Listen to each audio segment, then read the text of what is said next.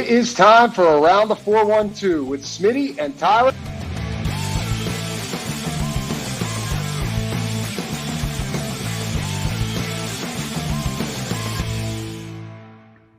Welcome back to another episode of Around the 412. I am Tyler. With me, as always, is my co-host Smitty. Go follow us on all of our social medias at Around the 412 over on X, Instagram, Twitter, or no, X and Twitter are the same thing. My bad. Facebook, TikTok. We're on all of that stuff. I saw Smitty actually just posted a new TikTok. We're going to try to keep posting on there and get some more stuff going on there. Also, go subscribe to our YouTube channel. If you're not watching on YouTube, head over there anyway. Give us a like. Give us some love. Our Steelers episode from last week blew up out of nowhere. We were pleasantly surprised, and 91% of the viewers were not subscribed to the channel. Absolutely ridiculous and atrocious numbers. So go. People know it's free, right? It is free to subscribe.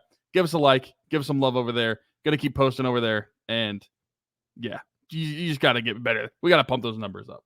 This is the Pirates episode. We've had 5 games since we last spoke, and the Pirates, I mean, they did better than probably what I would have expected going against the Braves, and then the 2 games mini series with Detroit, taking 2 from the Braves and then splitting with Detroit. But I think that I'm still not like loving the team right now, even though I'm saying that they're going to be did better than my expectations. But you know, that's kind of the way the Pirate fans go.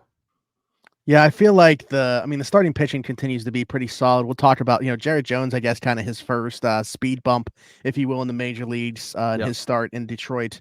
But starting pitching continues to be the story here, and it's kind of the story even when they lose in the finale of the series versus the Braves, right? Martin Perez gets hurt in that game, and the bullpen ends up giving like 7-8 runs up in that game. Like if they didn't have to, if Martin Perez stays healthy, doesn't get hurt in like the 3rd inning of that game, you just wonder, could it have been a different story in that one? Would they have been able to sweep the Atlanta Braves in that series?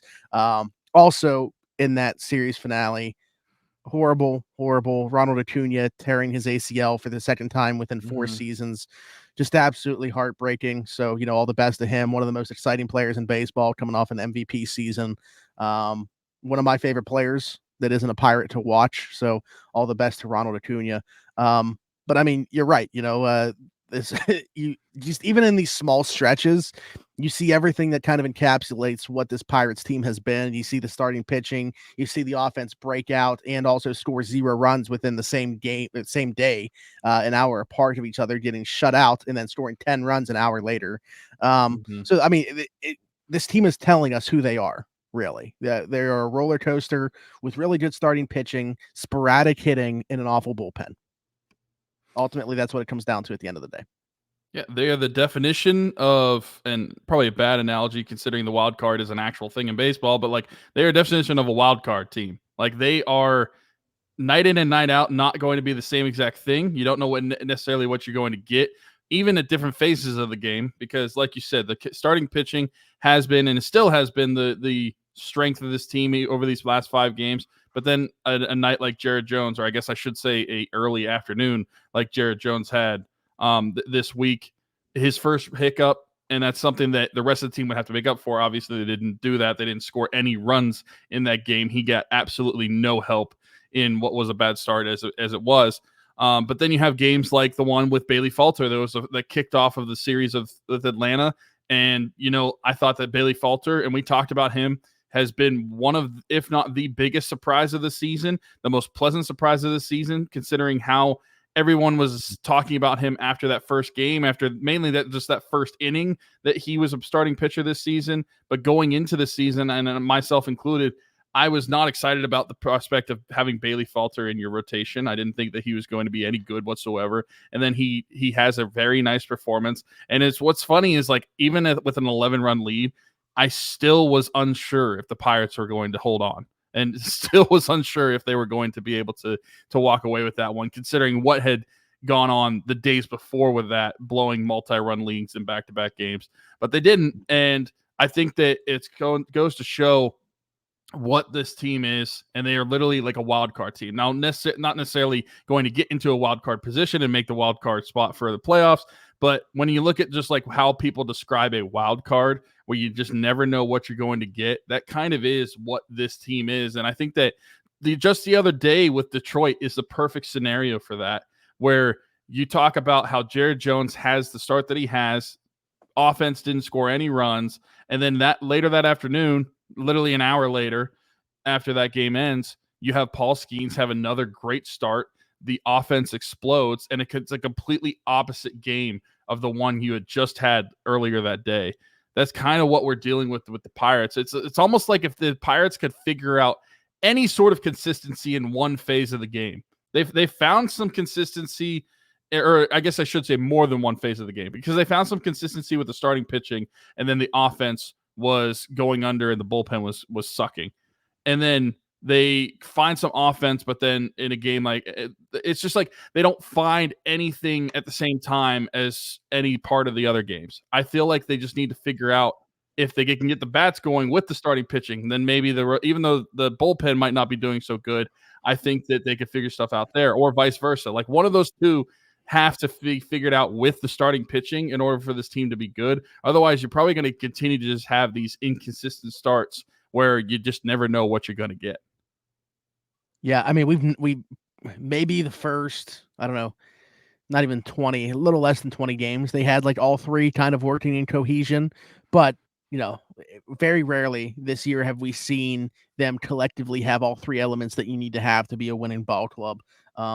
Like you said, they've kind of had one or two most nights, and the third element has kind of been missing throughout most of them. I want to take a look at the recent stretch here for a lot of these guys. Bryan Reynolds really has not been good over the last week. 5 games. He's in the 5 games. He's the only other one besides Andrew McCutchen that has at least 20 at-bats within those games, and he's hitting 200 over that stretch with a 190 on base percentage. Very rare occurrence where you see the on-base percentage actually lower than the batting average. It's actually happened with a couple other guys here. Yeah, the only other person with that rocking that right now is Edward Olivares, 267 with a 250 batting average over the last 200 with a 267 with a 250 on base percentage. How does that happen? I don't know. I'm trying to work that math out in my head right now. I know, I've seen it a couple times. I know it's rare. I'm not sure how that happens. Can somebody that actually knows baseball tell us, please, in the comments how that's possible? Either way, the Pirates obviously need Bryan Reynolds' bat to get going. Brian Hayes back in the lineup. Only played 1 game so far since coming back. The first game of that doubleheader. We'll see if that bat can come around. It obviously, wasn't too hot before even getting hurt, as we had hoped with the way that last season wrapped up for him. We had hoped that the bat would be carrying north with him from spring training. That hadn't happened prior to injury, really. So hopefully coming back from injury now, maybe that was like a reset for him, almost be a blessing in disguise, and he can get the bat going. On the opposite side of that, Connor Joe rocking a 4.44 batting average with a 524 on base percentage. And the man of the hour, the guy that I wanted to really talk about on this episode, Nick Gonzales, rocking a big fan of the show. 4.12 batting average with a 524 on base percentage, slugging 765, 1.289 OPS, a homer, 7 RBIs. I mean, the RBIs, actually, let me look at on the season here, because, yeah, his 16 RBIs are good for 7th on the team, and he has only played 18 games. That's absolutely ridiculous. And he's only 1 behind Edward Olivares, 2 behind Andrew McCutchen, and 3 behind Jared Triolo.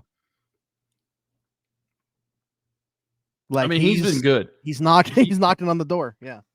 Nick Gonzales has shown what we had hoped he had the first time he was up in the major leagues. And he is being an example for what I'm hoping a guy like Henry Davis can be, or a guy like Quinn Priester can be, where you have a stint in major leagues. It's not working out. So you go down to AAA and try to figure some things out. And then you perform well down there. You come back up and you could carry that over from that AAA level at the MLB level. I think he's been excellent so far in this like short stint of a season that he's had. And he is making up for what we thought was a wasted first-round pick. I mean, he was taken 7th overall, and I think that we're starting to kind of sour on him as a pick. And not when I say we, not just the two of us, but just Pirate fans in general were beginning to sour on him and saying that that pick is going to be not as good as it should have been. But I mean, he's been looking good, and he's been part of the reason that this team has been winning, especially over the past week. He's been their best hitter. Also figured out the answer here. Sacrifice flies. I looked that up as well. Sacrifice flies count against the player's on-base percentage, but not the batting average. Makes sense. Okay. But yeah, Nick Gonzales to me is kind of like the man of the hour here for the Pirates over the last week. I also, as you were talking there about kind of going down and resetting in the minors, I mean, we haven't talked about him because he's been down there and you like almost forget. But like, imagine if they get Jack Suwinski back and improve Jack Suwinski back on this roster. And when I say improved, I mean, even like last year's version of Jack, you take on this roster and he'd be a huge help with what they're getting right now. So I don't know. I think that, if and then you're really going to start to have questions that we kind of brought up last week, right? Like if Henry Davis goes down there, comes back up and he's fixed whatever. If Jack Suwinski goes down there, comes back up and he's fixed whatever, man, like there's got to be some conversations internally about what's going on here. Where's the disconnect? What are they doing at the AAA level to fix these guys? Because clearly whatever they're doing up here, when they spend too much time and under the tutelage of Andy Haynes, something's going awry in the process here, and these guys end up figuring it out down at the AAA level, and it's like beneficial to them. So I don't know, but to me that could be a real game changer if Jack Suwinski does come back up and starts hitting. And speaking of game changers, what's going on, everybody? Smitty from around the 412, and I just want to take a quick second to give a shout out to our folks at Game Changers. Their logo on the screen right now, right above my microphone. Over 2,000 different designs in their catalog. Luxury heavyweight material. I am wearing one of their shirts right now. Best vintage t-shirts in the game. Head over to gamechanger.la or pick6.la to pick up some shirts. And guess what? Use code AT412. Save yourself $10 on your order every single time. Again, gamechanger.la or pick6.la. Best vintage t-shirts in the game. Check them out.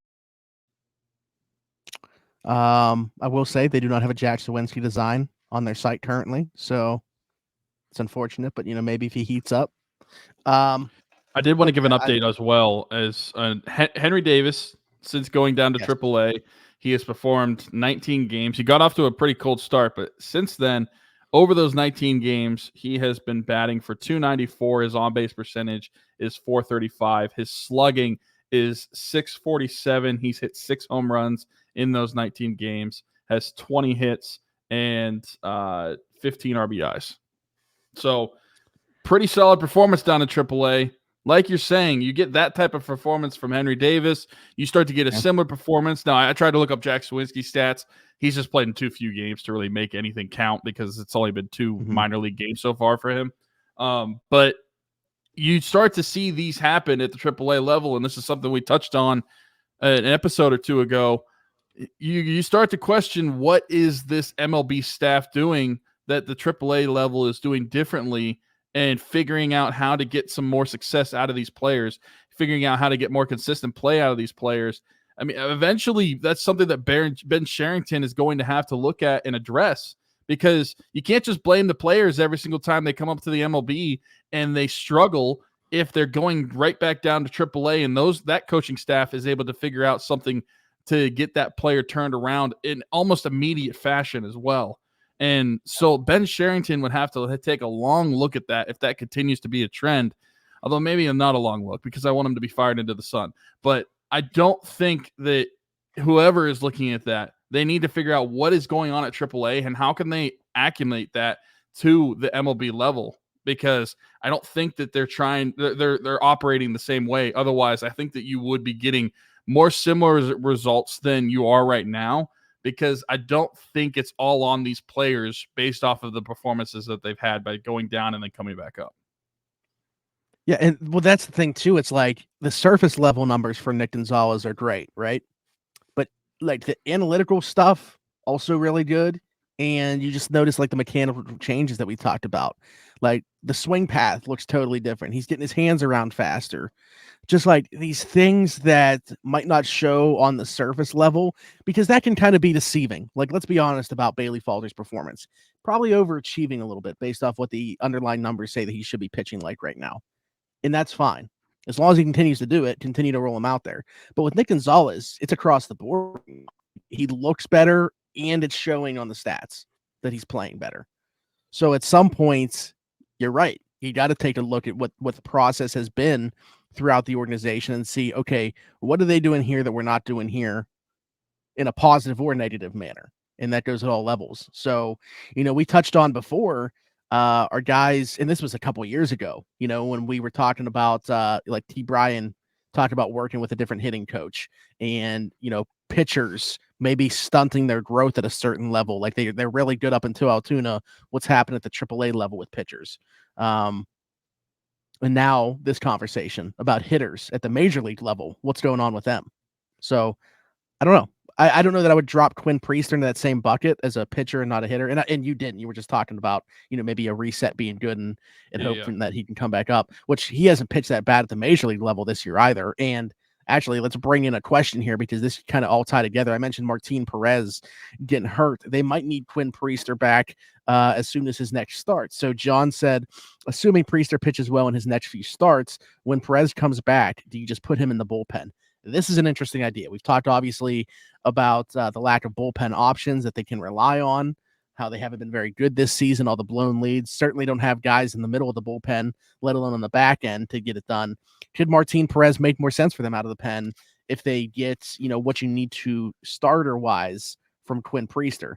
I think that's interesting. And honestly, the biggest debate that I'm having is, would they want to do it because of, like, do they like the 3-2 dynamic with 3 righties, 2 lefties enough? Or would they be okay with, do they care about that?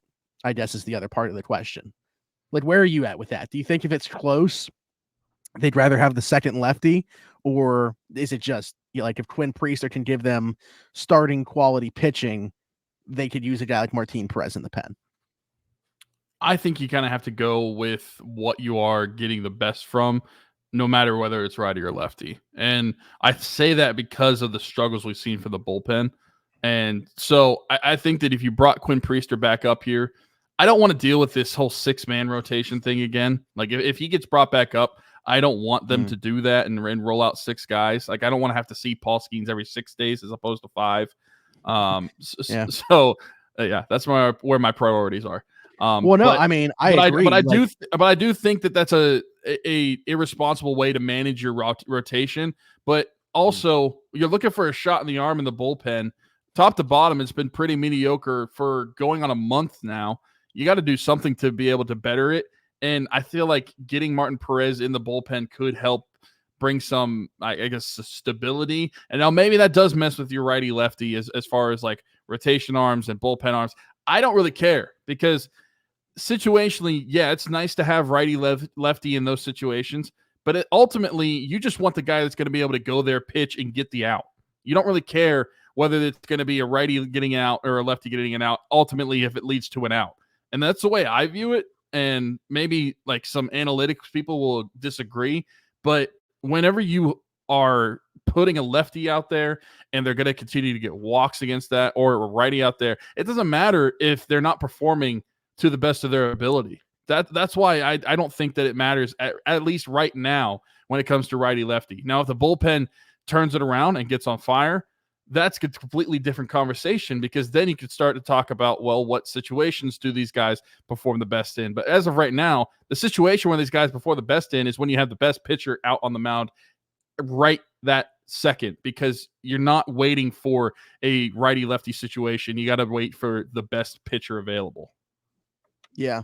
I mean, who knows what they could have been if Martin Gonzales stayed healthy. We knew that was a gamble that they were taking. You know, only started 3 games, but like a 2.65 ERA, 1.18 WHIP, 234 batting average against in the 17 innings that he did pitch. Like if he would have continued working like that, man, this would have been a really strong rotation, especially with what Paul Skenes has done for them. Obviously, 0.91 WHIP, 195 average against, 22 innings. He's given up 15 hits, 6 runs. 2 homers in that time, just 5 walks, 30 strikeouts in his 4 starts. I think it was Jeff Passan put this on Twitter. Is it possible that he's like he's better than we even thought he was going to be? Like, is he already one of the best pitchers in baseball? I mean, statistically he is, right? Like, I don't think there's really any getting around that. And I do think that he's probably better than we thought we were going to be, because, I mean, we talked about it and we looked at what Alex Stumpf mentioned on North Shore 9. Like, if Paul Skenes came up and was just as good as Jared Jones, that's best case scenario. Well, I mean, the starts have been a little different, but you can make the argument that Paul Skenes has been better than what Jared Jones has been. And he's only had those 5 starts, and he's only going to get better. I think he's grown more each start. And I think that you're going to continue to see that throughout the season.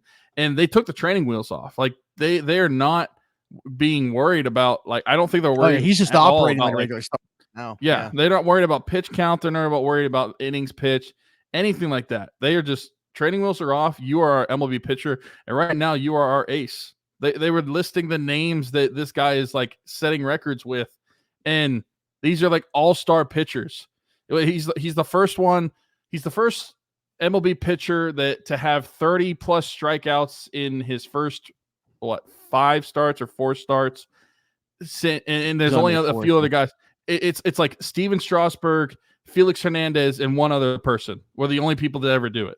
And if you're on a list with those 2 names, that's pretty good. So I feel like he could be better than we even thought he was going to be. But I feel like the expectation was probably so high, we're just not even realizing that he's better than we thought he was going to be. Because everybody, it was like before he threw a pitch out in the major league level, he was already godlike in the Tanaka, eyes of Pirates fans. Tanaka? I mean, Tanaka, Felix Hernandez, and Strasburg. You're on a list with those 3 guys. That's he pretty is good. 4th pitcher in history to post an ERA of 2.45 and strike out 30 with 5 or fewer walks in their first 4 starts. Yeah, that's what the stat was. Yeah, I'm assuming because it has the same names that you mentioned there. So I'm guessing I think that's the same thing I saw. But it's hard for me to even say that he's better than we thought we thought he was going to be too, because it's almost like as Pirate fans, we just like formed him into this godlike figure before he even stepped foot on a mound at PNC Park. So much to live up to. Yeah. Like he is, and he's doing it. Like, that's the thing is he is our LeBron James. LeBron James had all the hype in the world coming into the NBA, and he lived up to the hype. That's what Paul Skenes is being for the Pittsburgh Pirates right now. And I just hope it continues. This pitch that we were talking about, this split finger sinker that people call the splinker, and Paul Skenes hates the name. He even said so himself. That we were talking about.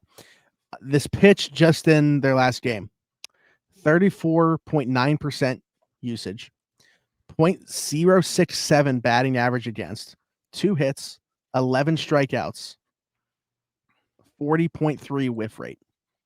What is like Rowdy Tellez batting against him every single time? Yeah. Mm-hmm. I'm sorry, that's on the season, not just in his last start. So he's used it 130 of his pitches, which is 34.9% of the time. He's got only 2 hits against it, 11 strikeouts, 40.3% whiff rate on that pitch. Pretty good. Very good. That's pretty good. Very good numbers. I know Pitching Ninja loves him on Twitter. Every single time Paul Skenes start, I feel like I see several videos from Pitching Ninja on X. Yeah, I think they even came out with like merch for it. For them. I want to get your opinion on this too. Now that we're talking about Skenes. Mm-hmm. So a certain who was it? I forget which Pittsburgh media personality. Might have been Pony.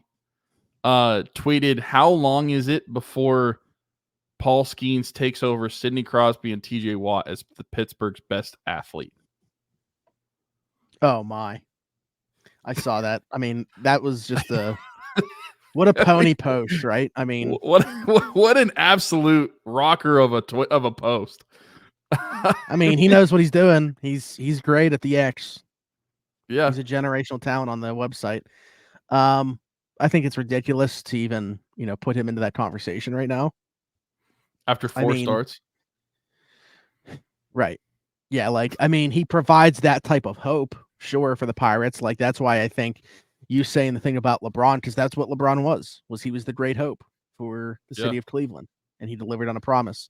Paul Skenes, I think, will certainly be looked at that way will he be able to? He's living up to the hype right now, and there's no reason to think that he's not going to.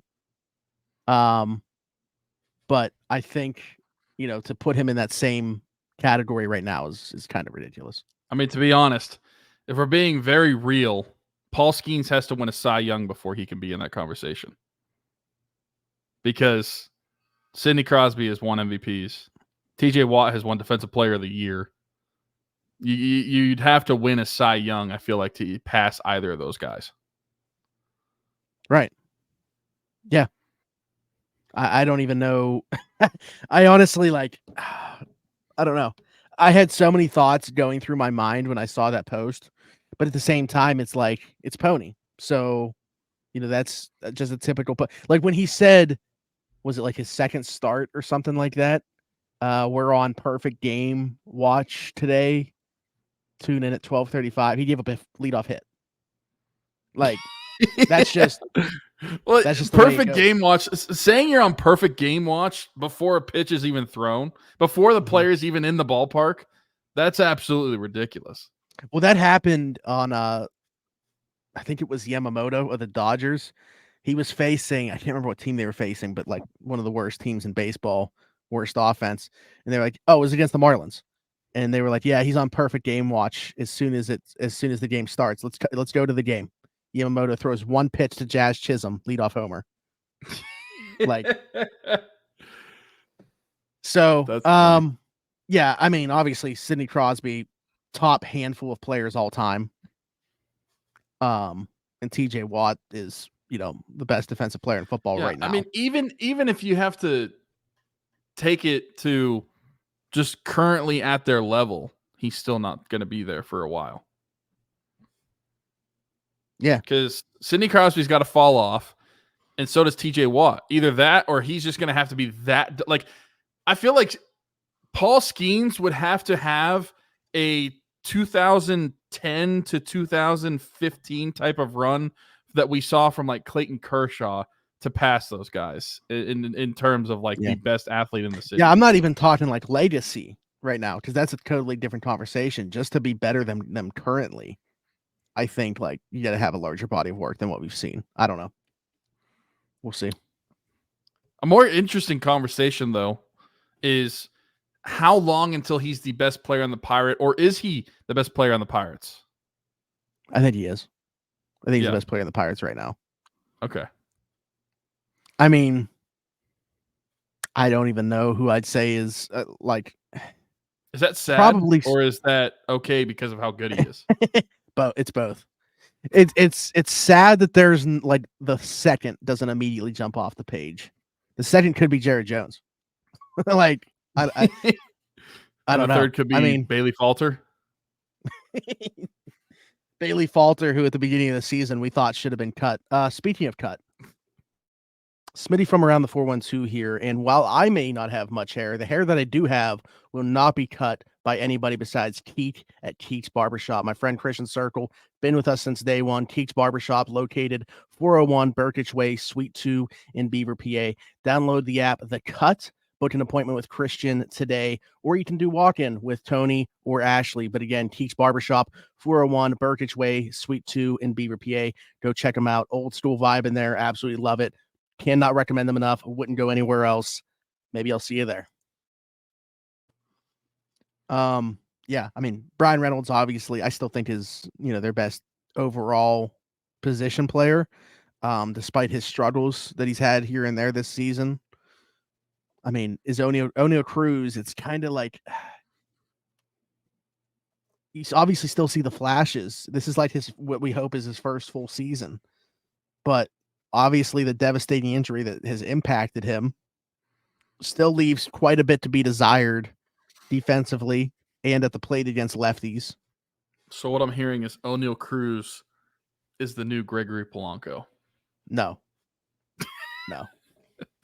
No, he's still very much playable on a day-to-day basis, but you just, I don't know. I think that thought has to be there that maybe he's not going to be the player that we thought he was going to be at one point in time. Yeah, I mean, 37-year-old Kutch is leading the team in homers. He is. And it's not even, what is it, like 8? Like it's not 8, like it's yeah. We don't have anybody with yeah. double digits yet. Who's gonna be the first one there? It might be Nick Gonzales. Yeah, Nick Gonzales has 5, or no, 3. 3 is 3. I was looking at his walks. He has 5 walks. But you have Oneil, Cruz, and Bryan Reynolds with 7. Connor Joe has 6. Edward Olivares has 5. Joey Bart and Suwinski tied with 4. Gonzalez 3. Triolo 3. Yeah, it's not great as far as the power goes. We talked about Bailey Falter maybe being the most pleasant surprise, and while I still agree right now, I think Nick Gonzales might be creeping up on him for the most pleasant surprise. I mean, I'm looking at past the 7 game or last 7 days, and I'm looking at a full season. Granted, he only has played 18 games, so you got to keep that into account. But in 18 games, he's batting .313. His on base is .375, slugging .547, which leads the team, by the way. He has been great over his entire stint that he's been up here. It's not just a flash in the pan as far as a week's game goes. Now, if you expand it out to the amount of games that everybody else has played, sure, it's a flash in the pan based off of sample size. But he has been awesome up here, and I don't think we can talk about that enough, and I don't think we can sweep that under the rug. I think you have to address that Nick Gonzales has been a part of why the team has performed when they have. He's been really, really good, and he's turned around a lot of faith in not just me, but a lot of Pirates fans of what we thought Nick Gonzales was going to be moving forward. Yeah. I mean, you know how I talked about him last year, like not even before he got to the majors, how I talked about him. I didn't think that was going to translate. Struck out way too much in the minors. The swing and miss stuff, whiff rate was too high. Just didn't know how that was going to translate to the major league level, but he's making contact. He's making hard contact. The swing path looks better. Hitting the ball super hard, getting his hands around fast, playing good enough defense at second. I think he's here to stay. Speaking of whiff rate, Jared Jones' first game without a whiff in that game. Yeah, that's crazy. There were so many factors about that were just like weird, that just made you like so confident in saying that it's just a one-off. Like the way that the weather was, just some fluke. Bryan made an error, that one that just like bounced straight into the dirt and then over Connor Joe's head at first base. Like there's just so many random things that happened in that game where it's just like, this is just not his day. Well, I mean, plus the game got fully postponed, not just delayed too. He wasn't even supposed to pitch that day. He was supposed to pitch the day before. So who knows if the game would have actually happened and the weather would have been fine. He could have had a fine start the day before. Yeah, I mean, at the same time, like the same thing could be said about Scooble when he was unbelievable against the Pirates in that game. Like he had his routine thrown off, and the Pirates weren't going to hit a freaking thing in that game. Yeah, they were so good. And then of course, like an hour later, turn around and score 10 runs. But that's what we're talking about, and the way Skenes pitched in that game. What's their next stretch look like? I know they go to Toronto, and then the Dodgers come here, right? As well. Yes, so they go to Toronto, and then they are home against the Dodgers for a 3-game series. So you got 3 games against Toronto, 3 games against LA, and then that's probably the next time we'll talk to everybody. Yeah. We'll see when we record next week, because all the games against LA are evening games. They don't have an afternoon game midweek next week. So no getaway game. Yeah, so we might have to be recording during a game, or we'll figure it out. But yeah, I will at Toronto, home against LA. There's a good chance I'm at Skenes' next home start. Whatever, if that ends up being Wednesday. That would be Wednesday's game. If you're just going based off of 5 games away. It's a shame. It's a shame you're not home right now. You could be living the sweet life, potentially, for that game. Oh my gosh. Okay. It was supposed to happen already, but Skenes starts. 3 of his 4 starts have been in the afternoon so far. Yeah. That's the other thing. People's eyes haven't really been getting to see Paul Skenes pitch live. These stupid start times. Well, what's dumb is even his first start in Pittsburgh. It wasn't even a sellout. I didn't see the numbers on it. I wouldn't have been able to tell you. It was like 3,000 shy of a shutout or a sellout, not shutout. Definitely wasn't a shutout. Yeah, it was about 3,000 runs short of a shutout too. Yeah, it's crazy. I'm surprised by that too because it was on a weekend, like a weekday. I could see that being the case, but a Saturday. It was a Saturday afternoon game. It wasn't like a Friday afternoon game or any other. Yeah, weekday. all of them since then have been like that, but maybe Yinzers just didn't trust him yet. We gotta see if he's gonna break our heart or not. Yeah, this guy might be a bust. But I'm excited. So hopefully that comes to fruition. I will be there for Paul Skenes' next home start. Anything else? No, that's it. I'm just, I'm surprised how much we're actually getting into baseball this season. If I'm being completely honest, I think it has a lot to do with the rotation. I mean, they're 26. They're 26 and 30. They are 2.5 back of a wild card. Not bad at all. And 7 games back of the division. But I think it just has to do with they're in like every game because of their starting pitching. So we can be sitting there and like hate tweeting and frustrated about the offense not scoring runs, but at the same time, like they're in most ball games because of what their starting pitching's doing. That's a good point. We're still at least invested in every game to start. Yeah, that's a fair point. So, but yeah, 2.5 back right now of a wild card because the third wild card. I forgot about the 3-3 now, held by the Padres. They're only 1 game over 500. So it seems like, and the Giants are the second wild card, and they are only also 1 game over 500. They've just played 2 less games. So I don't know. We'll see how it shakes out. The Braves hold the top wild card, and they just lost their best player. So there's going to be some spots up for grabs here. We'll see if the Braves are able to continue on without Ronald Acuna. But I want to tell you guys before we get out of here about one of our favorite small businesses, Everything Custom Designs. Need a custom t-shirt, hoodie, tumbler? Stop what you're doing. Don't go anywhere else. Check out the link in the description.